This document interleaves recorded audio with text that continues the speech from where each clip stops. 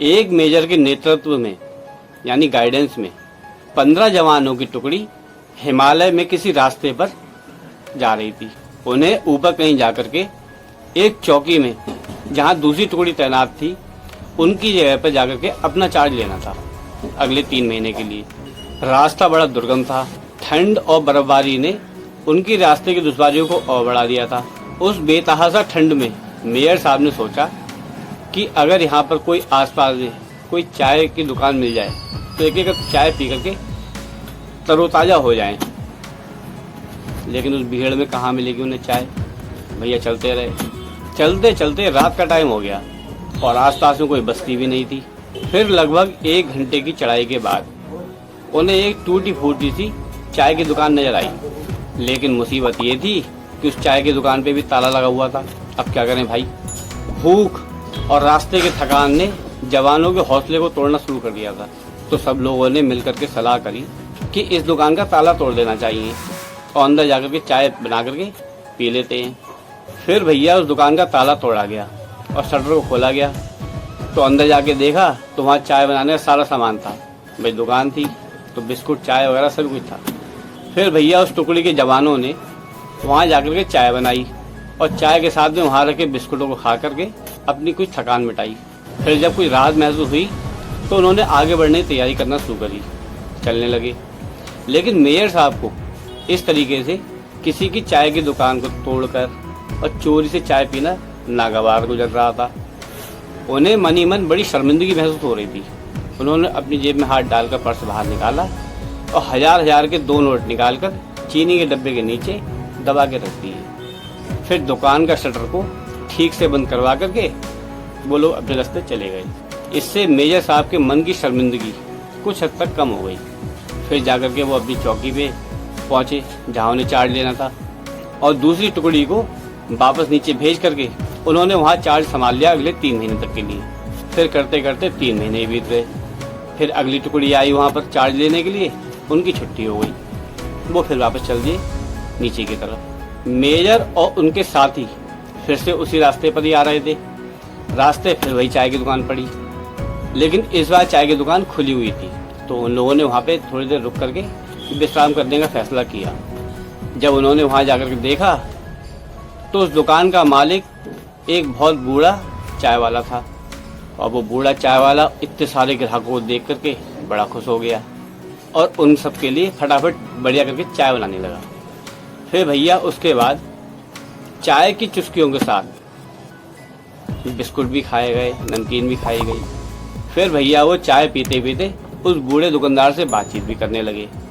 उसकी ज़िंदगी के अनुभवों के बारे में बात करने लगे। उन्होंने उससे पूछा कि बाबा इतने भीड़ में आपने चाय की दुकान क्यों खोल रखी है। कहीं अच्छी जगह खोलते, कुछ आमदनी अच्छी होती।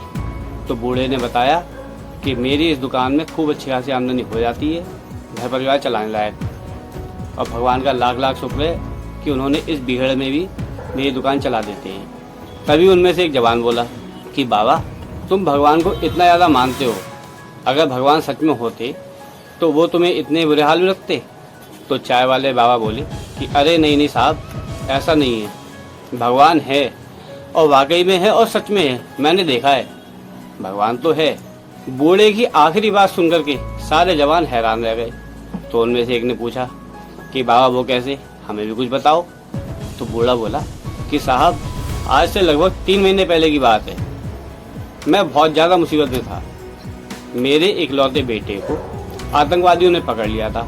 उन्होंने उसको बहुत मारा पीटा, लेकिन मेरे बेटे के पास कोई जानकारी थी ही नहीं। तो उन्होंने उसे मार पीट करके बुरी तरीके से छोड़ दिया। फिर उसके बाद भैया मैंने दुकान को बहुत जल्दी बढ़ाया और अपने बेटे को लेकर अस्पताल गया इलाज कराने। लेकिन मैं बहुत ज़्यादा तंगी में था, तो वही पैसे चाहिए थे वहाँ, और पैसे मेरे पास थे नहीं। और तो और आतंकवादियों के डर के मारे गांव में किसी ने मुझे उधार दिए भी नहीं। अब क्योंकि मेरे पास दवाइयों के पैसे तो थे नहीं और मुझे कोई उम्मीद नजर नहीं आती थी। उस रात क्या बताऊं साहब, मैं बहुत ज़्यादा रोया और भगवान से बहुत प्रार्थना करी कि भगवान अब तो तुम ही हो, जो कुछ हो बस तुम ही हो। दूसरे दिन सुबह को जब मैं दुकान पर पहुंचा तो देखा वहाँ तो ताला टूटा हुआ है, शटर का ताला टूटा हुआ देख करके मेरे तो होश ही उड़ गए। मैंने भगवान, मैं तो तुमसे मदद मांग रहा था, यहाँ तुमने मेरी दुकान लुटवा दी। मैं बड़े दुखी मन से दुकान के अंदर गया, देखा तो सामान को देख ही रहा था, तभी दिखाई दिया कि चीनी के डब्बे के नीचे 1000 के 2 नोट थे। अब भगवान आए थे तभी तो लग गए थे, वरना कोई अपने आप चीनी का डब्बा तो नोट दे नहीं देगा। इसलिए मैं कहता हूँ भगवान है। अब आपको क्या बताऊँ साहब, बूढ़ा बोला कि उस वक्त मेरे लिए वो 2000 रुपये क्या मायने रखते थे। ये बात तो मैं जानता हूँ और जिस भगवान ने दिए थे वो जानता है कि उन 2000 रुपये की मेरे जीवन में क्या अहमियत थी। और मेरी दुकान में कोई ज़्यादा नुकसान नहीं हुआ था। भगवान है साहब, ये बात सच है कि भगवान है। कह करके वो बूढ़ा अपने काम में लग गया। लेकिन उसकी ये बात सुन करके वहाँ पे एक बड़ा अजीब सा सन्नाटा छा गया और वो 15 के 15 जवान मेयर साहब को देखने लगे। लेकिन मेयर साहब ने आंखों में एकदम चुप रहने का इशारा करा उन्हें। फिर उसके बाद मेयर साहब उठे, चाय का बिल दिया और बूढ़े बाबा को गले लगाते हुए बोले, हाँ बाबा मैं जानता हूँ भगवान है, और उसके साथ ही आपकी चाय भी बहुत ही शानदार थी। तो दोस्तों, सच्चाई यही है कि भगवान कब आपको भगवान बनाकर भेज दे किसी की मदद करने के लिए, ये बात तो आप भी नहीं जानते और जिसकी आप मदद करने आ रहे हैं वो भी नहीं जानता।